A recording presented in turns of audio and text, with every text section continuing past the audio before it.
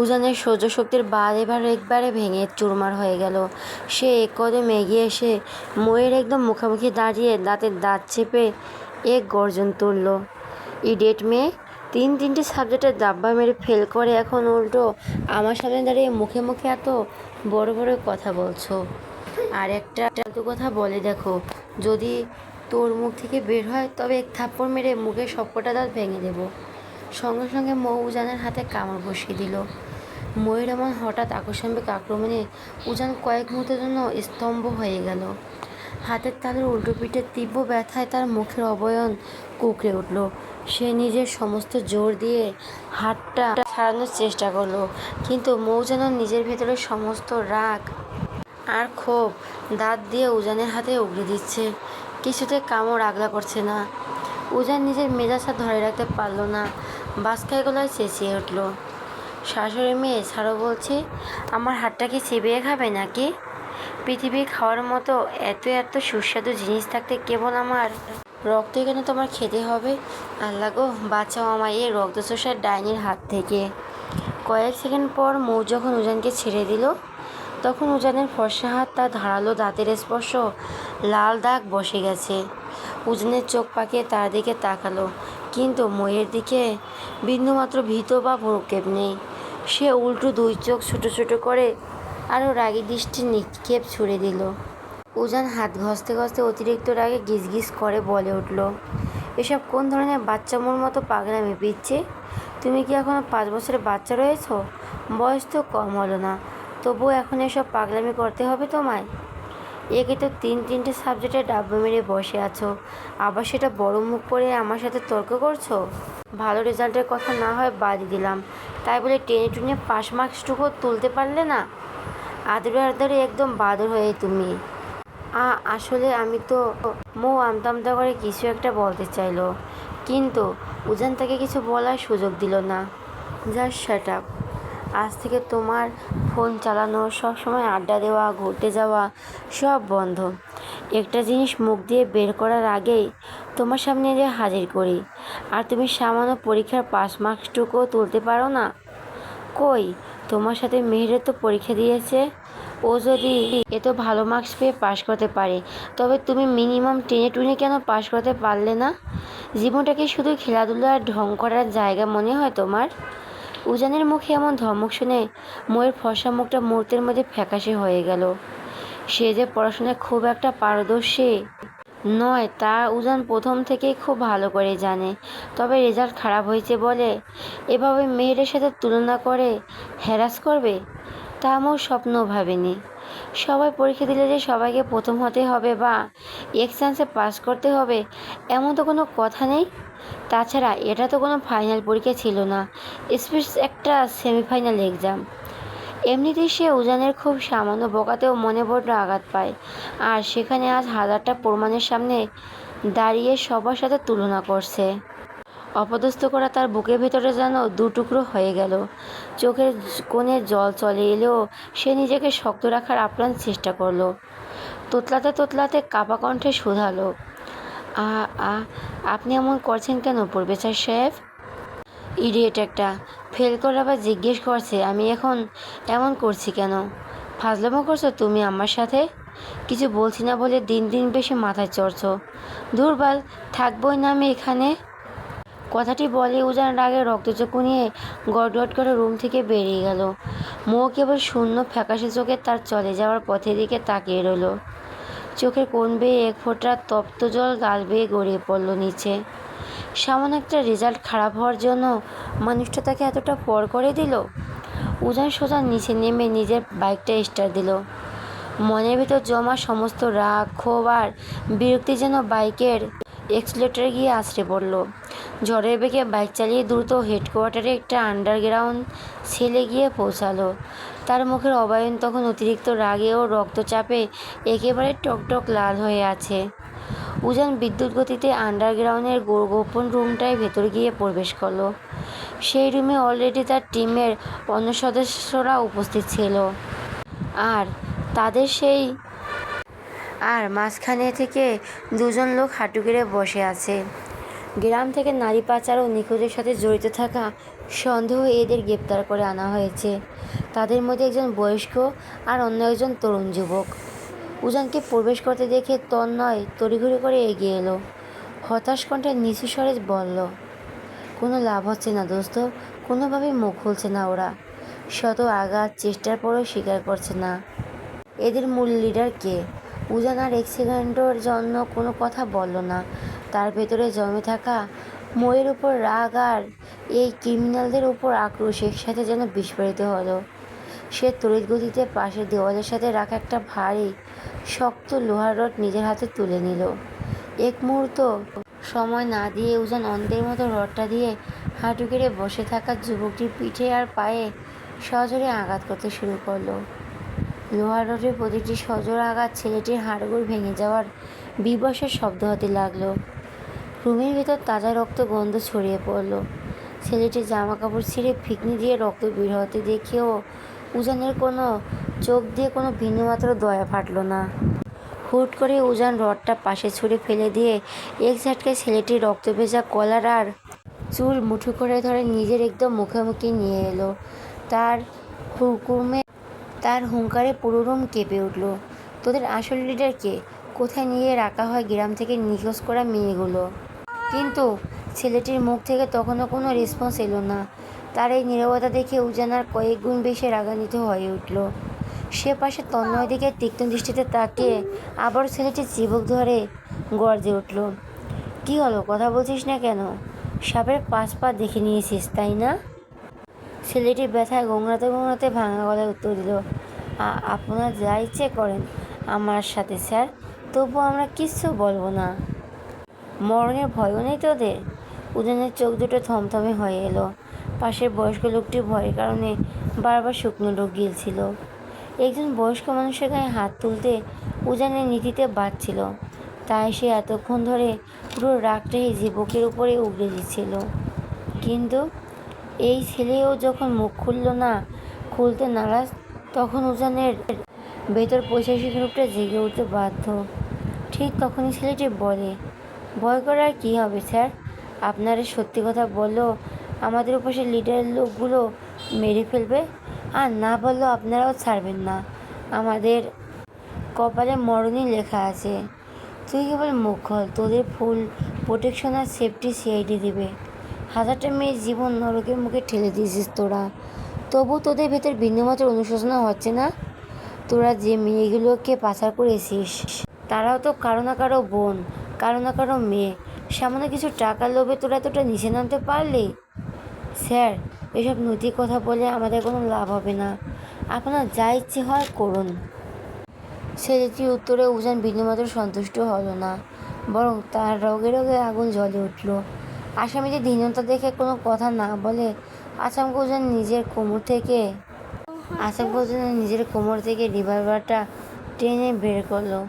কয়েক সেকেন্ডের মাঝে ছেলেটির বাঁ পায়ে সোজাসুজি ট্রিগার চেপে শ্যুট করে দিল। গুলিটি পিস্তল থেকে বের করে থাই চিরে ভেতরে সেটিয়ে গেল। ছেলেটি চিৎকার আছড়ে পড়ল পুরো রুম জুড়ে, কিন্তু উজান বিন্দুমাত্র বিচলিত হলো না। সে একদম শান্ত চোখে ছেলেটির দিকে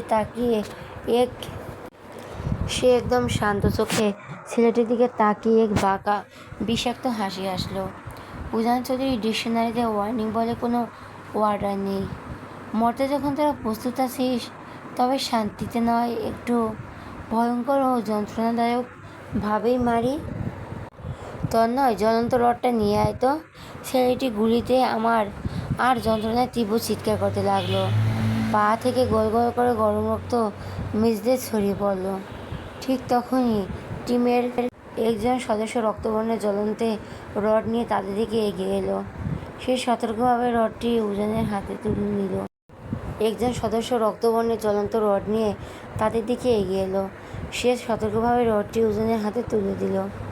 উজানের রডটি হাতে নিয়ে পাশে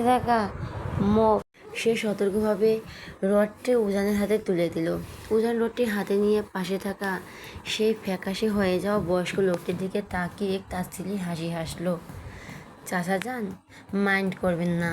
এই ছেলের পর নেক্সট টার্গেট কিন্তু আপনি নিজে। কথাটি বলে উজান যেই না জ্বলন্ত রডটি রক্ত ভেজা ছেলেটির খোলা পেটের মাংসে চেপে ধরতে গেল, অমনি বয়স্ক লোকটি আর স্থির থাকতে পারল না। সে ভয়ে আতঙ্কে চিৎকার করে হাত জোর করে বলে উঠল, কইতাছি বাবা, দাঁড়াও, আমি সব কইতাছি। কাল লিগা আমরা এই কাজ করতাম, তাও তুমি দয়া করে এই পুলারারে আর কষ্ট দিও না, ছাইরা দাও ওরে। উজানের ঠোঁটের কোণে মুহূর্তের মধ্যে পরম তৃপ্তি এক ফালি হিংস্র হাসি খেয়ে গেল। আহত যুবকটি শত বারণ করা সত্ত্বেও জীবনের ভয়ে বয়স্ক লোকটি একে একে সেই নিখোঁজ সিন্ডিকেটের নেপথ্যে থাকা আসল মাস্টারমাইন্ডের নাম উজানের সামনে ফাঁস করে দিল। তার মুখ থেকে নামটি শোনা মাত্রই উপস্থিত সকলে মেম্বার আর তন্ময় তীব্র শিহরিতে শিউরে উঠল। যে মানুষটির নাম উঠে এসেছে সমাজে তার ব্যাপক প্রভাব প্রতিপত্তি, উপযুক্ত ও নিখুঁত প্রমাণ ছাড়া সে হাই প্রোফাইল লোকটাকে ছোঁয়া বা গ্রেপ্তার করা একেবারেই অসম্ভব। কাজের আসল সূত্র হতে পেতেই উজান হঠাৎ শান্ত হয়ে গেল। সে রডটি পাশে ফেলে দিয়ে বরফ শীতল গলায় টিম মেম্বারদের উদ্দেশ্যে আওড়ালো, গাইস, এদের একটু ভালো করে ডিম থেরাপি দাও। আর তন্ময়, চল আমার সাথে। কথাটি শেষ করে উজান হনহন করে আন্ডারগ্রাউন্ড সেলের দরজা ঠেলে এই দিকে হেঁটে চলে গেল। সে খুব ভালো করে জানে সামনে এক মহাভয়ঙ্কর প্রলয় আর রক্তের খেলা অপেক্ষা করছে। নিজের জীবনের বিনিময় হলো দেশকে বাঁচাতে হবে। কাজের আদায় নেমে আসায় ঠিক পরপরই বাসায় ফিরল উজান। সারাদিন কেসের অমানবিক ক্লান্তি আর আন্ডারগ্রাউন্ড ছেলের এই ভয়ঙ্কর রক্তের খেলার পর নিজের রুমে ঢুকে তার চোখ দুটো যেন কাউকে খুঁজতে ব্যস্ত হয়ে পড়ল। কিন্তু পুরো রুমে মৌ নেই। মুহূর্তের মধ্যে এক অদ্ভুত শূন্যতায় উজানের বুকের ভেতরটা কেমন যেন ধড়ফড় করে উঠল। আর এক সেকেন্ডও সময় নষ্ট না করে ওই ক্লান্ত শরীর নিয়ে ধীর পায়ে মেহেরের রুমের দিকে এগিয়ে গেল। রুমের দরজা আলতো খুঁজে উকি দিতে এক পরম ভালোবাসার দৃশ্য তার চোখে পড়ল। মৌ চুপচাপ মেহেরের কোলে মাথা রেখে শুয়ে আছে, দুই কণ মিলে গল্প করছে। আর মেহের অতি মমতায় মৌয়ের মাথায় এলোমেলো চুলগুলো বেড়ে কেটে দিচ্ছে। দৃশ্যটা দেখে উজানের দীর্ঘশ্বাস বেরিয়ে এলো। সকালে নিজের কথা আচরণের কারণে মেয়েটা মন এমনিতেই ভেঙে চুরে চুরমার হয়ে গেছে। তাই এখন গিয়ে তাকে আর বিরক্ত করার ইচ্ছে হলো না। উজান নিঃশব্দে সেখানে থেকে পা বাড়িয়ে নিজের রুমে ফিরে এলো। ঝটপট সাহস নিয়ে ফ্রেশ হয়ে ল্যাপটপ আর ভার্সিটির কিছু জরুরি পেপার নিয়ে বসে পড়ল নিজেকে ব্যস্ত রাখার আশায়। এর কিছুক্ষণ পর ডিনার করার জন্য ডেকে গেলেন মা মৌসুমী চৌধুরী। সারাদিনের ধকল শেষে পেটের প্রচণ্ড ক্ষুধা থাকায় উজান এক কথায় ডাইনিং টেবিলের দিকে, কিন্তু টেবিলে বসতে সে খেয়াল করলো পরিবারের সবাই তার দিকে কেমন যেন একটা থমথমে ও অদ্ভুত দৃষ্টিতে তাকিয়ে আছে। উজান অবশ্য চোখ দেখেই সবকটা আঁচ করতে পারলো। ডাইনিং টেবিলে সবাইকে দেখতে পেলেও শুধু মুখে দেখতে পেলে উজান নিচু গলা মাকে শুধালো, আম্মু, পিচ্ছি কই? মৌসুমী চৌধুরী ততক্ষণে রাগে প্রকাশ ঘটিয়ে উত্তর দিলেন, নিজে খেতে এসেছিস, নিজে চুপচাপ খেয়ে রুমে চলে যা। কার জন্য এখন আর দরদ বা দেখালেও চলবে। মায়ের গলায় এমন তীব্র রাগ দেখে উজান আর কথা বাড়ালো না। না খেয়ে উঠে যাওয়া যাবে না বলে কোনো রকম গুটি কয়েক ভাত মুখে গুঁজে টেবিল ছাড়লো। নিজের ওপর তীব্র বিরক্ত আর রাগ আশ্রে পড়ছে তার। সকালে রেজাল্টের জন্য মেয়েটার সাথে অত বাজে ব্যবহার করার পর সারাটা দিন কেটে গেল। মৌ তাকে একটা কলও করেনি। এমনকি উজান সে নিজে বারবার কল ব্যাক করেছে, মৌ তার একটা ফোনও ধরেনি। বাসায় এসেছেও তো অনেকক্ষণ হলো, অথচ মেয়েটা একটিবারের জন্য উজানের সামনে আসা প্রয়োজন মনে করেনি। রাত যত ধীরে ধীরে গভীর থেকে গভীরতম হতে লাগলো, উজানের বুকের ভেতরে শূন্যতা আর মোচড় তত তীব্র হয়ে উঠতে লাগলো। বিয়ের পর থেকে আজ অবধি একটা রাত ওই পাগলি মেয়েটাকে নিজের বুক ছাড়া ঘুমিয়ে বলে মনে পড়ে না উজানের। কিছুক্ষণ ছাদে গিয়ে একা একা অন্ধকারের দিকে তাকিয়ে সিগারেট ফুঁকলো উজান। তারপর আবার রুমে ফিরে এসে উন্মাদের মতো এদিক ওদিক পায়চারি করলো। কিন্তু মন কোনোভাবে শান্ত হতে চাইছে না। দেওয়াল ঘড়ির কাঁটায় তখন রাত 12:30 বাজে। আর এক সেকেন্ডও ধৈর্য ধরা উজানের পক্ষে অসম্ভব হয়ে দাঁড়ালো। সে অবশেষে নিজের রুম ত্যাগ করলো। প্রথমে মনে করেছিলাম মৌ হয়তো আরিয়ানের রুমে, কিংবা পরক্ষণে মনে পড়লো আরিয়ান তো চট্টগ্রাম ঘুরতে গেছে। তারপর রিফাতের রুমের সামনে গিয়ে এক মুহূর্তের জন্য থামলো সে, কিন্তু ভেতর থেকে রুম বন্ধ। তাছাড়া মৌ তো আর ততটা অবুঝ নয় যে মাঝরাতে ওদের ব্যক্তিগত মুহূর্তে হস্তক্ষেপ করবে। তাহলে বাকি থাকে আর একটা মাত্র রুম, তার মায়ের রুম। উজান দ্রুত পায়ে মা মৌসুমী চৌধুরীর রুমে গিয়ে দাঁড়ালো। দরজায় আলতো দুটি টোকা দিতে ভেতর থেকে কর্কশ ও বিরক্তি কণ্ঠে মায়ের আওয়াজ বেশি এলো। রাত ভিতরে ডিস্টার্ব করছিস কেন? নিজের রুমে গিয়ে শান্তিতে ঘুমাতে পারিস না? দরজাটা সামান্য ফাঁক হতে মৌসুমী চৌধুরী ছেলের দিকে চোখ রাঙিয়ে দাঁড়ালেন। উজান ভালো করে বুঝতে পারল ছেলের উপর মা কতটা চটে আছেন। উজান অসহায় ও নিচু স্বরে বলল, আম্মু, পিসি কি এখানে এসেছে? ওকে নিজের কাছে নিয়ে যেতে এসেছি। ওকে নিয়ে চলে যাব, আর তোমাদের ডিস্টার্ব করবো না, প্রমিস। মৌসুমী চৌধুরী হাত দুটো বুকের কাছে বেঁধে স্পষ্ট গলায় সাপ জানিয়ে দিল, আমার বৌমা তোর রুমে যাবে না, তুই নিজের রুমে গিয়ে শুয়ে পড়। উজান মায়ের এমন জবাবে মোটেই অবাক হলো না, বরং এক দীর্ঘশ্বাস ফেলে অত্যন্ত আকুল গলায় আবারও বলো, ট্রাই টু আন্ডারস্ট্যান্ড আম্মু। পিসিকে ছাড়া আমার একটুও ভালো লাগছে না, ঘুম আসছে না আমার, প্লিজ ওকে আমার কাছে দিয়ে দাও না। মৌসুমী চৌধুরী আগের মতো রাগী গলায় প্রশ্ন ছুড়ে দিলেন, মেয়েটাকে সকালে বকার সময় মনে ছিল না যে তাকে ছাড়া তোর ভালো লাগে না? আম্মু প্লিজ একটু বোঝার চেষ্টা করো। হ্যাঁ, আমি ওকে একটু বলে গেছিলাম তখন, কারণ আমার মাথায় রাগ চড়ে গিয়েছিল। আম্মু তুমিই বলো। আম্মু আমি কি এমনি এমনি বকেছি? সারাদিন টু টু করে ঘুরে বেড়ায়, পড়াশোনার পও করে না, 3টি সাবজেক্টের ডাব্বা মেরে ফেল করে বসে আছে। তুমি বুঝতে পারছো প্রিন্সিপাল স্যার কী ভাবছেন? তাছাড়া আমার মতো একজন প্রফেসরের ওয়াইফ হয়ে তিনটি সাবজেক্টে ফেল করলে বাইরের লোকে কি বলবে বলো তো? তুই কবে থেকে বাইরের লোকের ফালতু কথায় কান দেওয়া শুরু করলি উজান? কথাটা পেছন থেকে শোনায় উজান ঘুরে তাকালো। গেস্টরুম থেকে ধীর পায়ে বেরিয়ে আসছিলেন আরিফুল চৌধুরী। তিনি সোজা এসে ছেলের মুখোমুখি গিয়ে দাঁড়ালেন। বাবার মুখের এমন ধারালো প্রশ্ন শুনে উজান গম্ভীর ও থমথমে গলায় বলল, ড্যাড, আমি লোকের কথা কান দিচ্ছি না, তবে মেয়েটা পড়াশোনা পুরো চাঙ্গে তুলে রেখে এভাবে বেখালি হয়ে ঘুরবে, এটা অত্যন্ত আমি মেনে নিতে পারছি না। আম্মু প্লিজ আমার পিছিয়ে আমাকে যেতে দাও। উজান এবার আর দাঁড়িয়ে না থেকে সোজা মায়ের রুমের ভিতরে ঢুকে যেতে চাইল, কিন্তু মৌসুমী চৌধুরী একদমও দরজার মাঝখানে দাঁড়িয়ে পট আটকে দিলেন। উজান নিজের সমস্ত বিরক্তি চেপে রেখে আবারও অনুনয় করল, আম্মু আমি সত্যি এখন কোনো ঝগড়া করার মোডে নেই, আমি জাস্ট আমার বউকে নিয়ে চলে যাব। বললাম তো পাবি না তুই তোর বউকে। মৌসুমী চৌধুরীর নাছোড়বান্দা। উজান একবারে হতাশ হয়ে পড়ল। একে তো ওকে ওই সামান্য রেজাল্টের কারণে সকলে তীব্রভাবে বকা দেওয়ার জন্য সারাদিন ধরে নিজের প্রতি এক অদ্ভুত ঘৃণা হচ্ছিল তার, আর এখন নিজের মাও তাকে মোয়ের কাছে যেতে দিচ্ছে না। উজান নিজের ভেতরে পুরুষিলিয়া জেদ আর অহংকার বিসর্জন দিয়ে আবেগপূর্ণ হয়ে কাতর কণ্ঠে শুধালো, আম্মু দাও না আমার বউকে ফিরিয়ে, তাকে ছাড়া তোমার ছেলে যে অসম্পূর্ণ।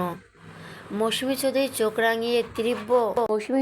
চোখ রাঙালো, তীব্র মেজাজে প্রশ্ন ছুড়ে দিলেন, তুই যদি এতই অসম্পূর্ণ তবে মেয়েটার সাথে সকালে ওই রকম বিহেভিয়ার করছিলি কেন? কোথাও যেতে দেব না আমার বৌমাকে। কিন্তু কে শুনে কার কথা? সে আলতো করে মৌসুমী চৌধুরীকে একপাশে সরিয়ে দিয়ে হনন করে রুমের ভেতর ঢুকে পড়ল। বিছানার একপাশে চুলগুলো এলোমেলো করে পরম শান্তিতে ঘুমিয়ে আছে তার পুতুলের মতো বউ। চোখের কোণে এখনও কান্না শুকিয়ে যাওয়ার স্পষ্ট দাগ। উজান আর কোনো বারণ বা নিষেধাজ্ঞার তোয়াক্কা করল না। সে সোজা বিছানার কাছে গিয়ে হাঁটু গেড়ে বসল। পরম মমতায় মেয়ের গায়ের উপর ছড়িয়ে থাকা ওড়নাটা টেনে সুন্দর করে সরিয়ে দিল। কপালে ও ওপর জমে থাকা এলোমেলো চুলগুলো আলতো করে সরিয়ে দিল। তারপর কোনো সুযোগ না দিয়ে এক ঝাটকে বাহু ডোরে বেঁধে মুখে বিছানা থেকে সোজা নিজের চওড়া বুকে তুলে নিল। উজান নিজের বউকে বুকের একদম গভীর গহীনে লেপ্টে ধরে মায়ের রুমের দরজা অতিক্রম করতে করতে দাপুটে কণ্ঠে আওড়ালো, বউকে ছাড়া উজান চৌধুরী এক মুহূর্ত শান্তিতে থাকতে পারবে না। আর তার বউ সে কখনো আদর রাখবে আর কখন শাসন করবে সেটা সম্পূর্ণ তার নিজের ব্যাপার। এই জন্য অন্য কারো কাছ থেকে কোনো অ্যাডভাইস উজান চৌধুরী কোনো দিনও নেবে না, শুনবেও না। বউকে ছাড়া উজান চৌধুরী এক সেকেন্ডও শান্তিতে থাকতে পারবে না। আর তার বউকে সে কখন আদর রাখবে আর কখন শাসন করবে সেটা সম্পূর্ণ তার নিজের ব্যাপার। এই জন্য অন্য কারো কাছ থেকে কোনো অ্যাডভাইস উজান চৌধুরী কোনো দিনও নেবে না, না শুনবেও না। কথাটি বলে আর এক মুহূর্ত থমকে না দাঁড়িয়ে গট করে কক্ষ ত্যাগ করলো উজান। ধূপধাপ পা ফেলে মৌকে নিজের রুমে নিয়ে এসে সাবধানে বিছানায় শুয়ে দিল। তারপর কোনো কথা না বলে সোজা ময়ের গলার ভাঁজে মুখ গুজে দিল। ময়ের ঘুমন্ত শরীরটা খানিকটা নড়েচড়ে উঠল। উজানের মাথা তুলে এক পলক তার মুখটা দেখল, তারপর আবার তীব্র অনুশোচনার গলার কাছে মুখ দিয়ে অসহায় স্বরে আওড়ালো, I am really sorry my little পিচ্চি, আই অ্যাম রিয়ালি সরি। আমি সত্যি তোমাকে ওভাবে হার্ট করতে চাইনি জান। আমি জানতাম না আমার এই পিচ্চি বউটা ভেতরে ভেতরে এতটা কষ্ট পাবে। উজান নিজের সকালে বেপরোয়া আর কটুকাণ্ডের জন্য প্রচণ্ড অনুতপ্ত। সে নিচু হয়ে মুখ তোলে মোয়ের ফর্সা মুখের দিকে তাকিয়ে রইল। পরম ভালোবাসা নিজের গালটা মোয়ের গালে ঘষে নিল। কিন্তু তার খোঁচা খোঁচা দাড়ির স্পর্শ পেয়ে মোয়ের গালে এক অদ্ভুত সুড়সুড়ি লাগলো। এতে মো মনে মনে প্রচণ্ড বিরক্ত হলো। সে আসলে ঘুমাচ্ছে না, জেগে আছে, কিন্তু উজানের সাথে কথা না বলার জেদে চুপচাপ ঘুমিয়ে থাকার ভান করে আছে। কারণ উজানের সাথে কোনোভাবে সে এখন কথা বলতে নারাজ। উজান হঠাৎ মোয়ের থুতনিতে আলতো করে ধরে ডাক দিল, পিচ্ছি, এই পিচ্ছি, প্লিজ একবার চোখ খোলো না। আমি সত্যি বলছি, লাইফে আর কোনো দিনও তোমার সাথে এমন বিহেভ করবো না।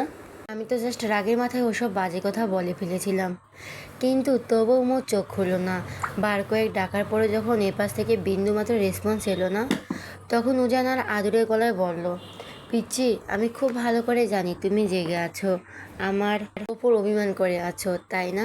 সরি জান, আর কখনো এমনটা হবে না। এত ভালোবাসি তোমায়, একটু কি রাগ সামলাতে পারবে না আমার? আমি কি মারিনি তোমাকে? আমি তো মারিনি তোমাকে। প্লিজ চোখ খোলো। তোমার এই নীরবতা আমি আর সহ্য করতে পারছি না। একটু কথা বলো আমার সাথে। তবুও মো চুপ করে রইল, একটু শব্দ পর্যন্ত করলো না। এবার উজান নিজের সব ধৈর্য হারিয়ে ফেললো। সে আচমকা ঝুঁকে এসে মোয়ের থুতনিতে সজোরে নিজের দাঁত দিয়ে একটা কামড় বসিয়ে দিল। যন্ত্রণার মোর সাথে সাথে চোখ মুখ খিচে তরপড়িয়ে উঠল। তা দেখে উজানের ঠোঁটে এক ফালি দুষ্টু মুচকি হাসি ফুটে উঠল। মৌ ততক্ষণে বিদ্যুৎ গতিতে বিছানা দেখি উজানের ঠোঁটে এক ফালি দুষ্টু মুচকি হাসি ফুটে উঠে মৌ ততক্ষণে বিদ্যুৎ গতিতে বিছানায় উঠে বসলো। বাসখাই মেজাজে জেজে ওঠে, প্রবলেম কি আমার আপনার? শান্তিতে একটু ঘুমাতে দেবেন না? আমি কি আপনাকে কোনো ডিস্টার্ব করছি? না তো, তবে কেন বারবার এমন করছেন? কথা বলো আমার সাথে। উজান একগুঁয়ে গলায় বলল, কেন কথা বলবো আপনার সাথে? আমি কথা বলবো না তো মেজাজ খারাপ হয়?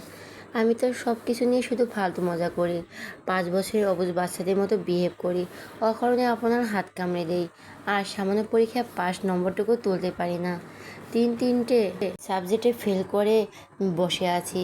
এমন একটা ঢঙ্গি মেয়ের সাথে কথা বলে আপনার কী লাভ শুনি? দরকার নেই আমার মতো একটা ন্যাকামো করা লজ্জার বেহায়া মেয়ের সাথে কথা বলার। কথাগুলো এক নিঃশ্বাসে বলে মৌ আবারও রুষ্ট হয়ে বিছানায় গায়ে দিয়ে অন্যদিকে ঘুরে মুখ ফিরিয়ে নিল। মৌয়ের এই বরফ শীতল ও কথাগুলো বলে এক নিঃশ্বাসে বলে মৌ আবারও রুষ্ট হয়ে বিছানায় গায়ে দিয়ে অন্যদিকে মুখ ফিরিয়ে নিল। মৌয়ের এই বরফ শীতল ও আত্মসম্মানী ব্যবহার উজান প্রচণ্ড অবাক হয়ে গেল। কথাগুলো এক নিঃশ্বাসে বলে মৌ আবার রুষ্ট হয়ে বিছানায় গায়ে দিয়ে অন্যদিকে মুখ ফিরিয়ে নিল। মৌয়ের এই বরফ শীতল ও আত্মসম্মানী ব্যবহার উজান প্রচণ্ড অবাক হয়ে গেল। সে হাড়ে হাড়ে বুঝতে পারে মেয়ের সাথে তুলনা করে সকালে যে কটু কথাগুলো বলেছিল, তাতে মেয়েটার মনে একদম গহীনের তীব্র আঘাত লেগেছে। সে একদম নিচু ও কাতর স্বরে আওড়ালো, সরি। মৌ উজানের দিকে এক পলক শীতল চোখে তাকালো, তারপর নিজে বিষণ্ণ কণ্ঠে বলল, আপনি কেন সরি বলবেন প্রফেসর সাহেব? সরি তো আমার বলা উচিত। দেশে বিদেশে তো নামকরা এক সাকসেসফুল প্রফেসর আপনি। আপনি কেন সরি বলবেন প্রফেসর সাহেব? সরি তো আমার বলা উচিত। দেশে বিদেশে তো নামকরা একজন সাকসেসফুল প্রফেসর আপনি, আর আপনার নিজের বউ তিনটে সাবজেক্টে ফেল করে। সত্যি তো এটা আপনার জন্য চরম লজ্জার বিষয়। যেখানে মেহেরা তো ভালো নম্বর নিয়ে পাশ করলো, সেখানে আমি ফেল করেছি। এটা আপনার ইমেজের জন্য সত্যিই জঘন্য। আর কখনো আপনার জন্য আমাকে সমাজে বা ভার্সিটিতে লজ্জা পেতে হবে না। আমি নিজে পড়াশোনা করব, অনেক অনেক পড়ব, মেয়েদের চেয়ে বেশি মন দিয়ে পড়ব। কাল থেকে ফোন ছোবো না, একটু আড্ডা দেবো না, আর টুই টুই করে ঘুরেও বেড়াবো না। কাল থেকে আমি মেয়ের কাছেও আর যাব না। এই রুমে এলাকা বসে বসে সারাদিন শুধু পড়াশোনাই করব। আপনাকে বা অন্য কাউকে আর কখনো ডিস্টার্বও করব না। কথাগুলো বলার সময় ময়ূর দু চোখ বেয়ে অঝোরের ধারায় তপ্ত অশ্রু গাল বেয়ে গড়িয়ে পড়তে লাগলো। উজান ফ্যাকাশে ও অসহায় দৃষ্টিতে তার দিকে তাকিয়ে রইল। সত্যি মেয়েটাকে সে সকালে একটু বেশি কড়া কথা বলে ফেলেছে। উজান রুমে চারপাশে নজর বুলালো। বিছানা থেকে শুরু করে পুরো রুম আজ একদম নিখুঁতভাবে গোছানো, কোথাও একটু এলোমেলো ছিটিয়ে নেই। নিশ্চয়ই আর সারাদিন মৌ একাই গুছিয়েছে, পড়ার টেবিলে সুন্দর করে সাজানো, এমনকি এর আগে উজান তার প্র্যাকটিস করতে যেসব ম্যাথ দিয়েছিল তার সবকটা মৌ একা একা সলভ করে রেখেছে, যা বাসায় ফিরে উজান অলরেডি দেখেছে। কিন্তু উজানের জন্য নিজেকে এতটা পাল্টে ফেলা মৌকে উজানের একদম পছন্দ হচ্ছে না। আগেই সে চঞ্চল, দুষ্টু আর পাগলিময়ী উজানের কাছে সবচেয়ে বেশি প্রিয়। পিসি, আই অ্যাম রিয়েলি সরি। আমি সত্যি ইচ্ছে করে তোমাকে ওসব বলিনি। আপনার কি কিছু লাগবে? যদি না লাগে তবে চুপচাপ ঘুমিয়ে পড়ুন। উজান এবার সম্পূর্ণ ধৈর্য হারিয়ে ফেল।